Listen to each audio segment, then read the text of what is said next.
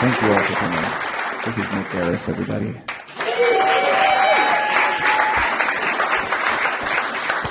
This is Sammy Wetstein. My name is Jake Blount. Thank you so much for having us. I'm going to be doing a little bit of sitting down, standing up, because they don't make these that you can stand while you're playing them. Gourds are a little round, as it turns out. I did try to play it standing once at a show, and it was the worst banjo playing I've ever done in front of people. So,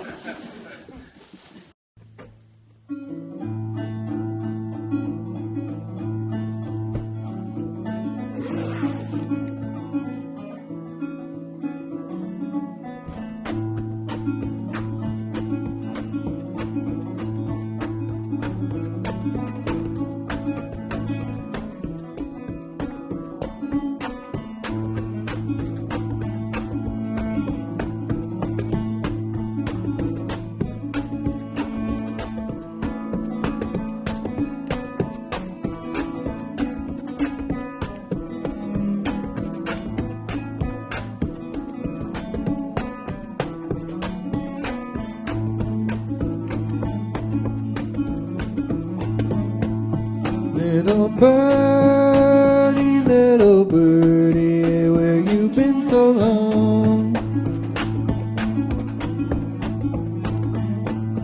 I have had no loving ever since you've been gone.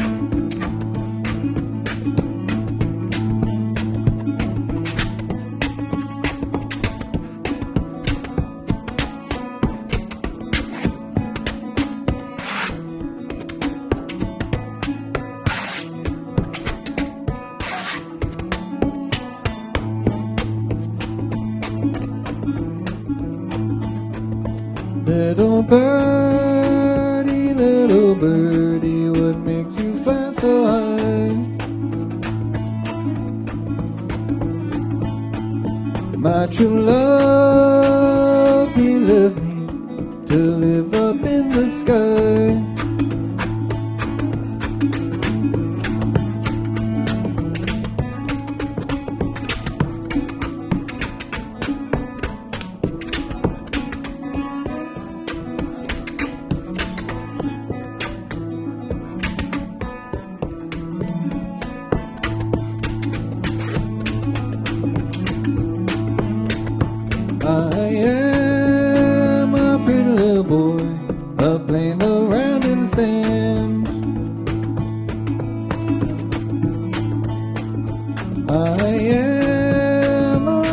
Big boy, who think myself a man.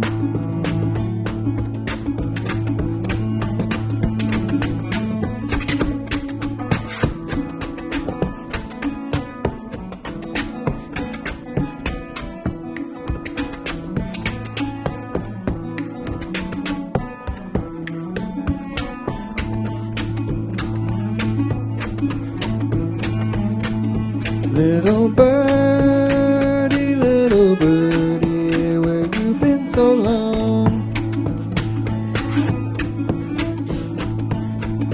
I have had no loving ever since you've been gone.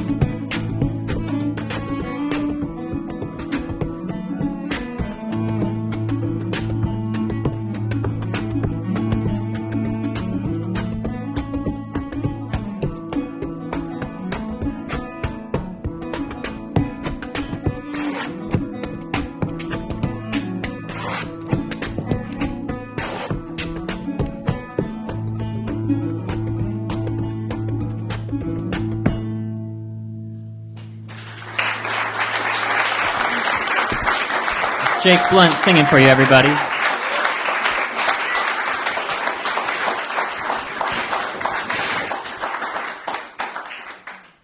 One of the interesting things about learning this old music from old recordings of people who lived very different lives than us is that you wind up having to imitate like the quirks and foibles of their individual bodies in ways that are really odd. And Morgan Sexton definitely is an example of that in his black lung voice and his difficulty speaking because he was missing a lot of teeth by the time people went down to record him.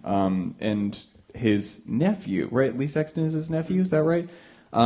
His nephew Lee Sexton was also a fantastic banjo player in his own right, who I got to meet a couple times before he passed. And he told me during one of those meetings that he'd had to learn the banjo 3 times. The first when he was young, the second after he injured his hand in a mining accident and wound up not able to use it the same way, and the third time after he got mauled by a raccoon and had to learn another time. And now I think about how if you go learn banjo from Lee Sexton, you're like having to learn the technique adaptations of raccoon mauling. It's so specific. A black string band trio, Murph Gribble, John Lusk, and Albert York, who were recorded in Champaign, Tennessee in 1946.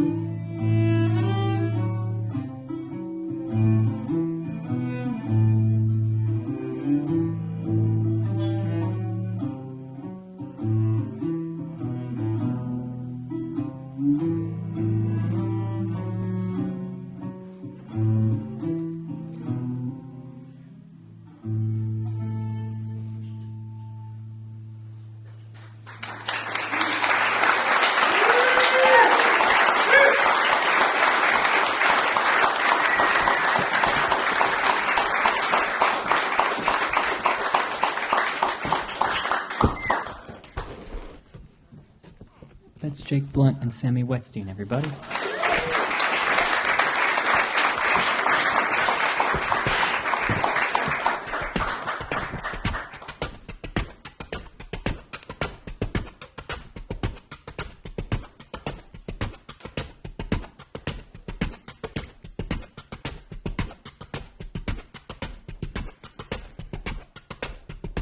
Well, the fiddler's up and the boy's flying. Mama's in the kitchen and the bacon is frying. Straight boys can't dance, by God they're trying. When they hear that call, back turn and swing. Back turn and swing. Back turn and swing. Back turn and swing. Back turn and swing. That's your part. Back turn and swing. Well, the girls hop up and the wine is pouring. Dust come up from the cracks in the floor, and the old folks say don't dance anymore unless you play something slow. Back turn and swing. Back turn and swing. Back turn and swing. Back turn and swing. Back turn and swing.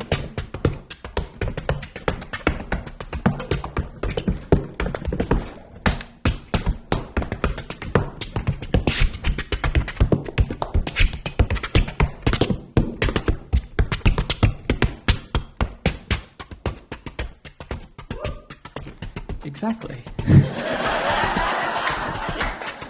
That's when you go woo, folks. It's okay to go woo. And you know that already here, it sounds like. I know that we've all been cooped up for a long time, maybe, and woo might feel like too much too soon. If that's the case for you, you can say hup. It's like a nice conservative option. It's also good because you can pretend like you didn't say it. You can be like hup. What is this dancing called? Well, this step is called the shuffle. But it's funny to me because this, here and a here and a here and a here, is also called the shuffle. So I feel like in this genre of rural music and dance, the gestures make sound, and the sounds make movement. It's like music that you can see and dance that you can hear. And I find that synesthetic blurring, the undoing of the disciplinary boundaries between sight and sound and touch, to be just like so delicious and so mesmerizing ever since I was a little young person. And I think this step was like one of the first steps that I learned. Well, you could say they didn't get very far. They're still doing the same step. But it's a very useful step because you can do it like this. You can do it like, if you're in Ireland, you can do it like a jig.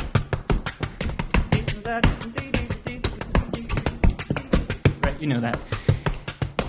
Or you can go back. We were. You can also sing with it. So, for example, this corn comes from Joe McNevin, better than all last year by heaven, but not as sweet as 57. That was a summer, oh, back turn and swing. Back turn and swing. Back turn and swing. Back turn and swing. Back turn and swing.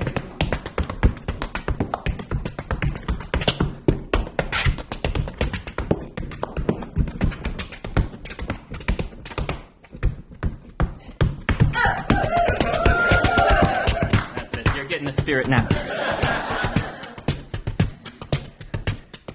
Well, the fiddler's up and the bow is flying. The daddy's in the kitchen and the bacon is frying. Non-binary folks, by God, we're trying to get them to change those calls. Back, turn, and swing. Back, turn, and swing. Back, turn, and swing. Back, turn, and swing. Keep it going. Back, turn, and swing. Back, turn, and swing. Back turn and sing, back turn and sing, back turn and sing, back turn and sing, back turn and sing, back turn and sing, back turn and swing. Very nice singing, everybody.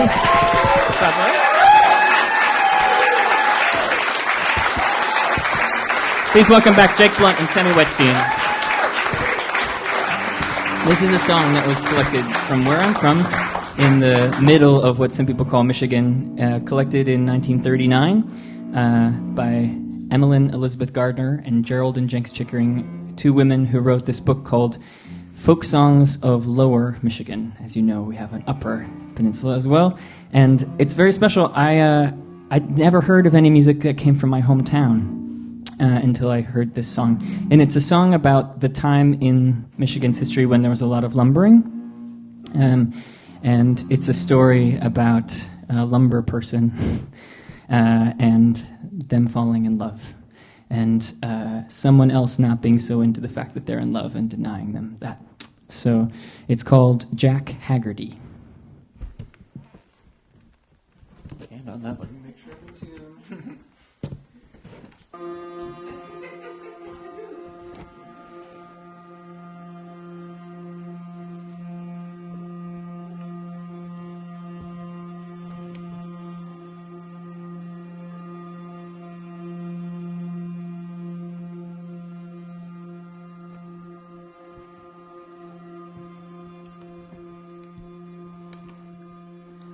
I will sing you a ditty without much delay of the dear little laddie my heart stole away. He's a blacksmith's son there on Flat River side, and I always intended for to make him my bride. I worked on Flat River, I earned quite a stake. Steadfastly and steady, I ne'er played the rake. I'm the boy who stands willing on the wide rolling stream, and my thoughts were of Billy who haunted my dreams.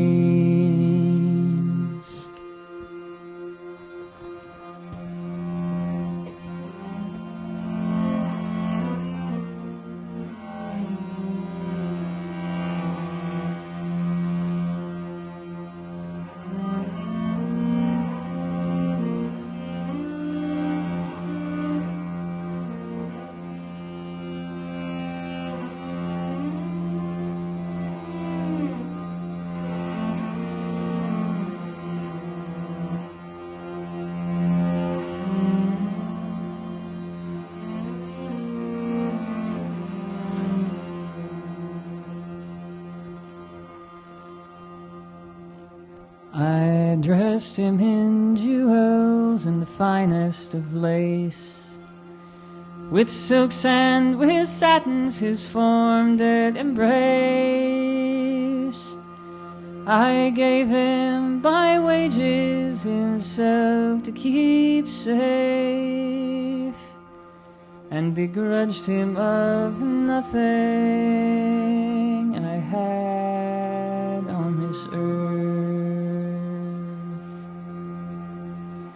To his father, John Tucker, I lay all the blame, for the cause Bill to leave me and sully my name, for to throw off those ribbons that we would soon tie, and to leave me wandering till the day that I die. I will sing you a ditty without much delay.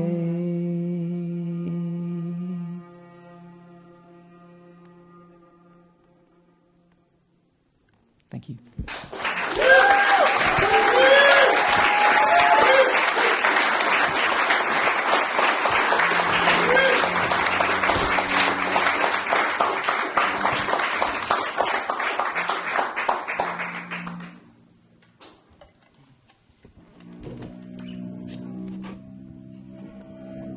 We're now going to do probably the oldest song in our set tonight. And for the most part, the tunes that we're playing for you tonight are old, but not all. We like to mix it up a little bit. This tradition, if you want to call it that, is always in motion, and new things are being added. And there's things that aren't great about hewing too closely to the historical record and the recordings that we get so attached to as we study them. But this next one comes from enslaved Africans who were transcribed playing this tune in 1678 by a free black musician named Mr. Baptiste, whose work was published in the manuscript of a man named Hans Sloane, who was the personal physician to the British governor of Jamaica, and was not good at his job. The governor died 2 years after he got there.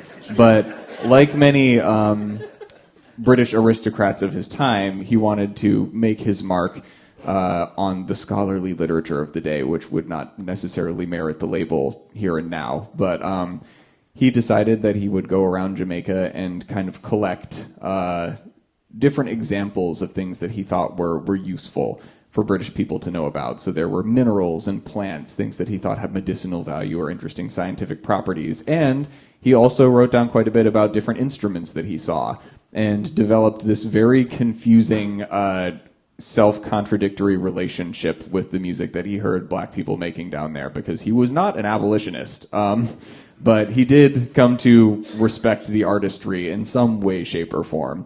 And fortunately, although he himself did not have the skills required to transcribe it, Mr. Baptiste was there and able to help him with it.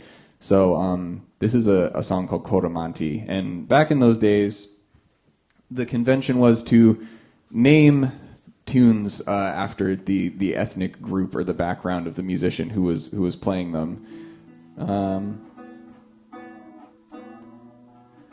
And Coromanti is the name of the language that is still spoken in maroon villages around Jamaica. So potentially this came from a person from one of those communities many hundreds of years ago.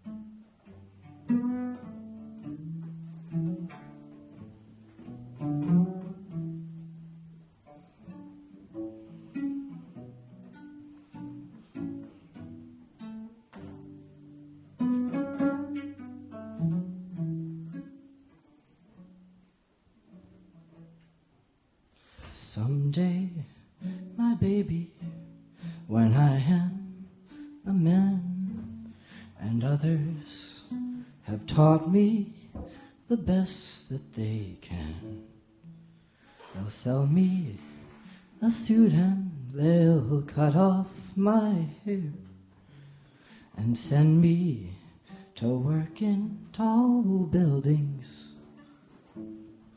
And it's goodbye to the sunshine, goodbye to the dew, goodbye to the flowers, and goodbye to you.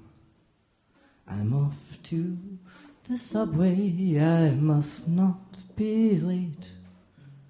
I'm going to work in tall buildings.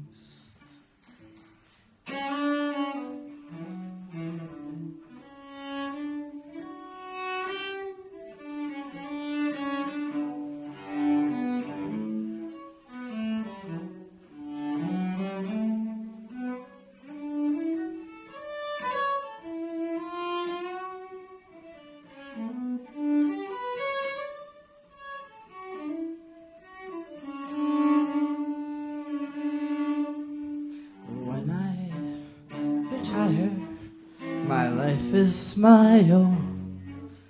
I've made all the payments, it's time to go home.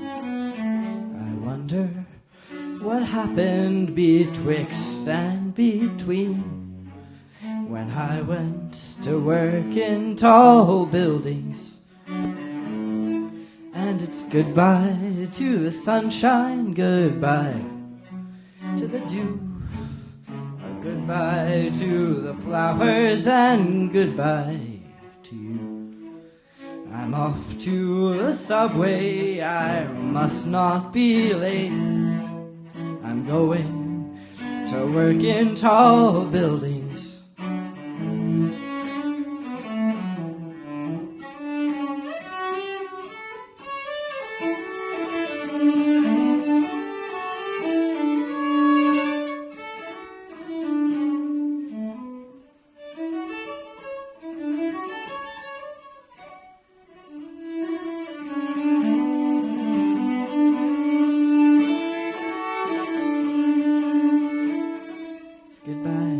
To the sunshine, goodbye to the dew, goodbye to the flowers, and goodbye to you. I'm off to the subway, I must not be late. I'm going to work in tall buildings. I'm going to work in tall buildings.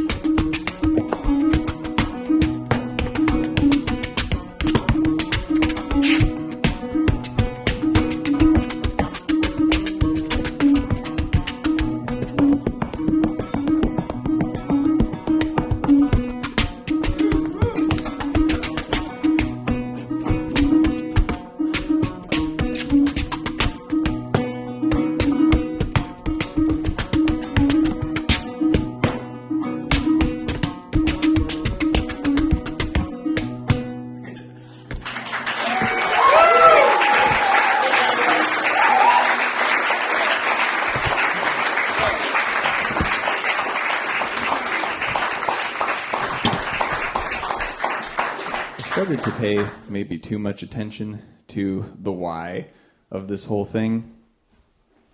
It's a little bit difficult to be so aware of all the ways in which people have consumed this music that has been harmful to the people that originated the music, and then to go out and play it in front of people. It's a complicated thing at all times. But I've been reading this book lately by a scholar named Christina Sharp.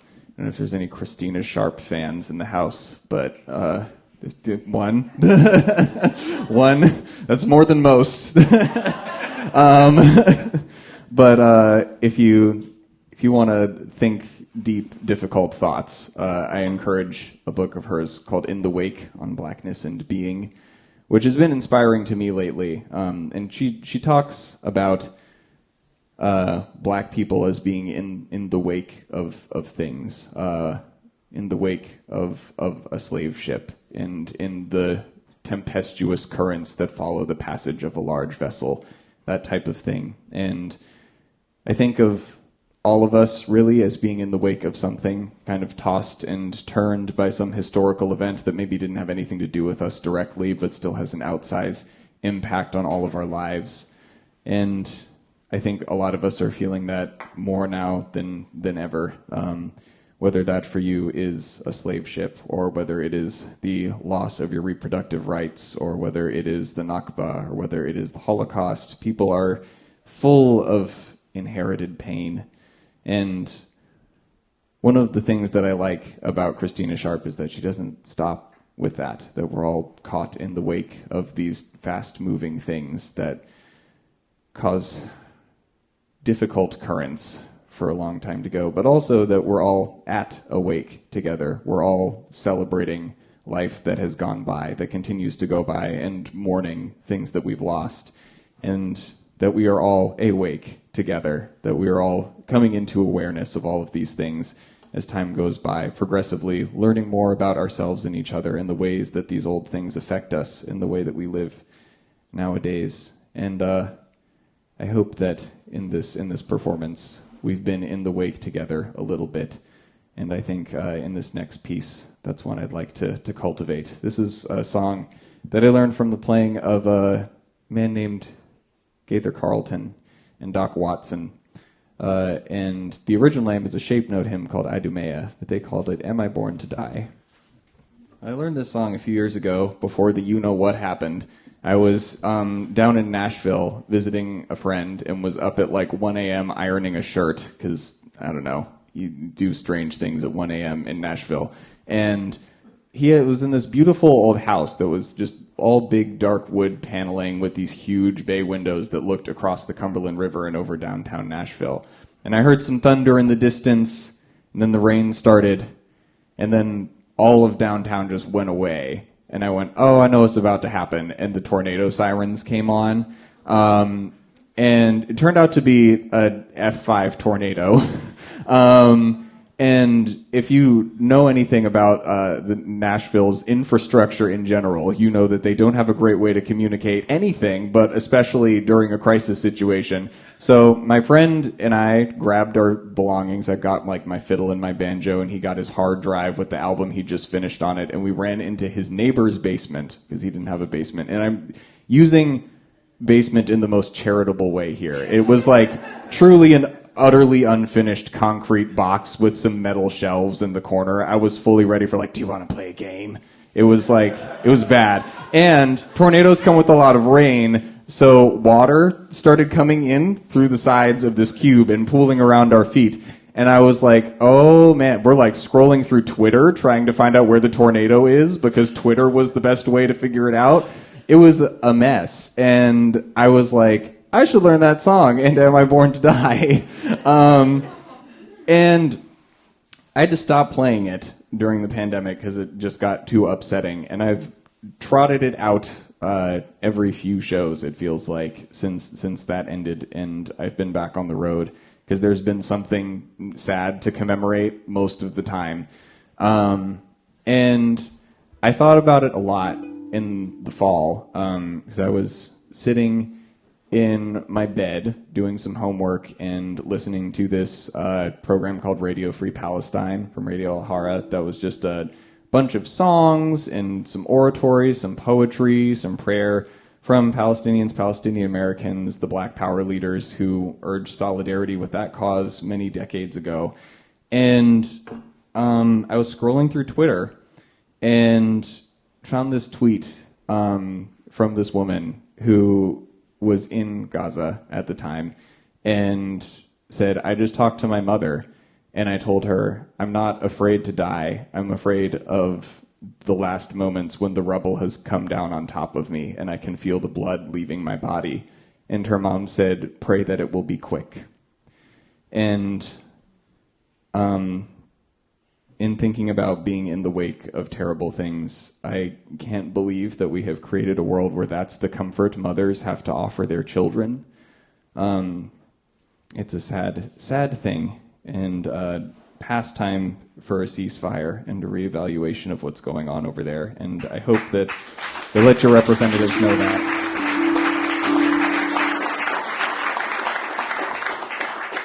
So in the spirit of solidarity from one who learned this song, thought to learn this song while stuck in a basement wondering if the building was going to get knocked down on top of him, to other folks who are in a much more terrifying version of the same situation, this is Idumea.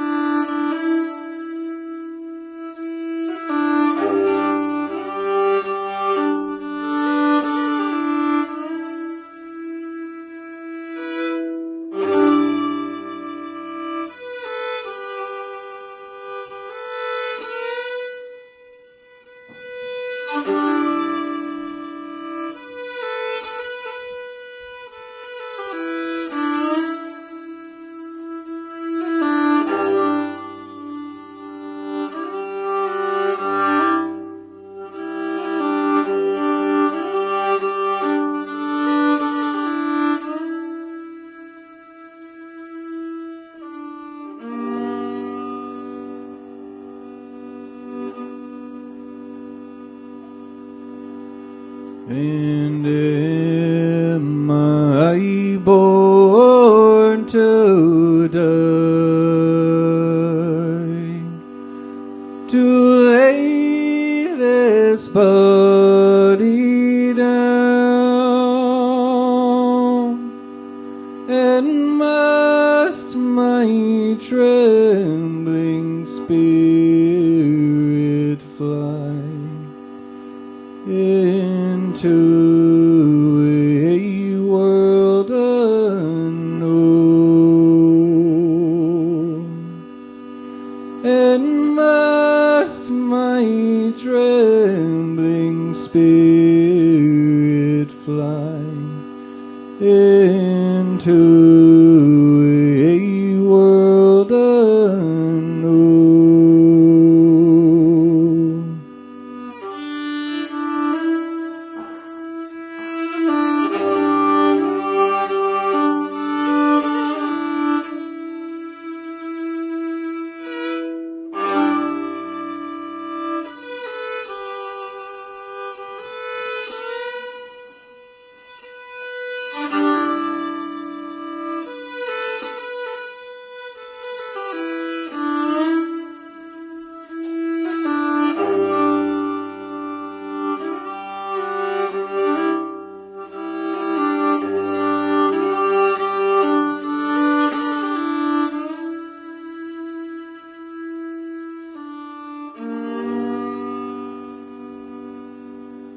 Soon as from earth I go,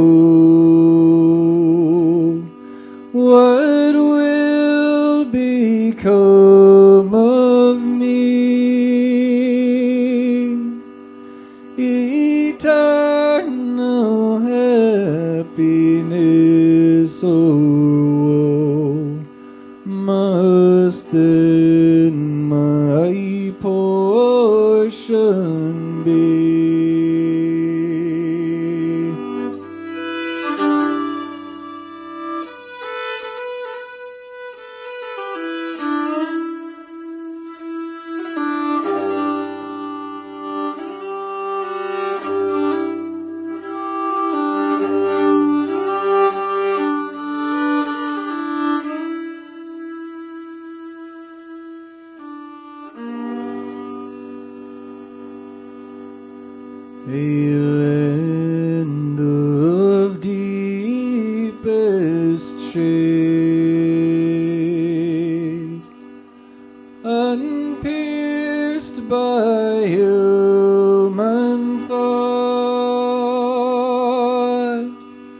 a dreary region of the dead, where all things are forgone.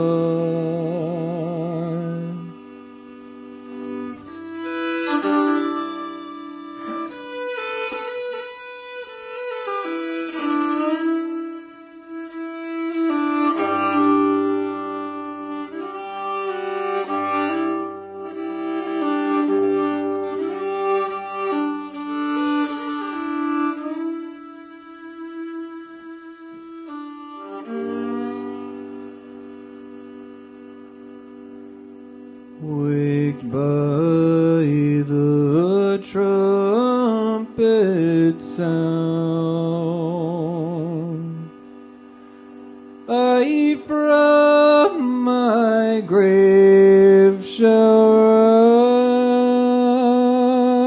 rise and see the judge with glory crowned, and see the flaming skies,